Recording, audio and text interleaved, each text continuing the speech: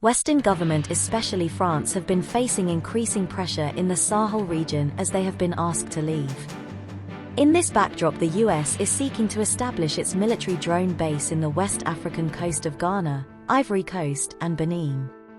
This puts the region at crossroads. Kilimanjaro News Network assesses the implication of this move on the region, geopolitics, and the continent's sovereignty and future.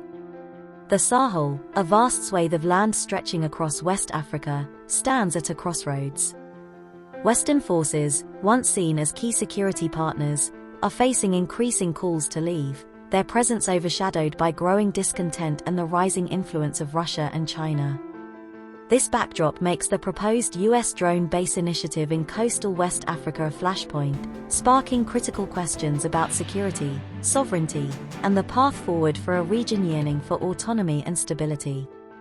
At the heart of the debate lies the complex issue of Islamist militancy. Groups like Boko Haram and Al-Qaeda affiliates have exploited poverty, inequality, and a lack of opportunities to sow seeds of violence, destabilizing the region and claiming countless lives.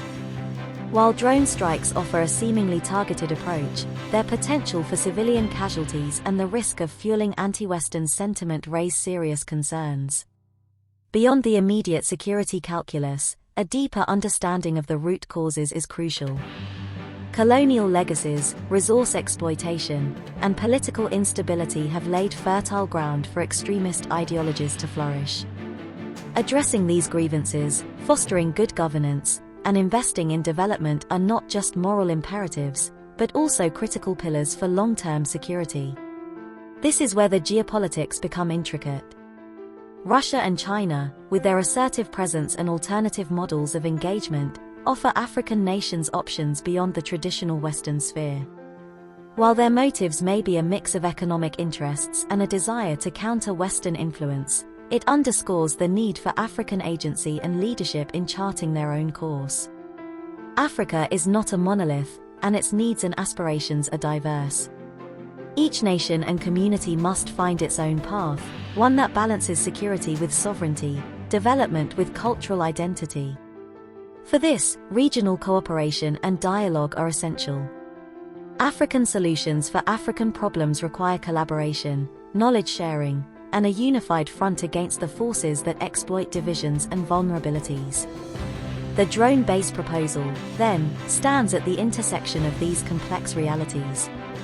It is not a binary choice between security and sovereignty, but a crossroads demanding a nuanced and holistic approach.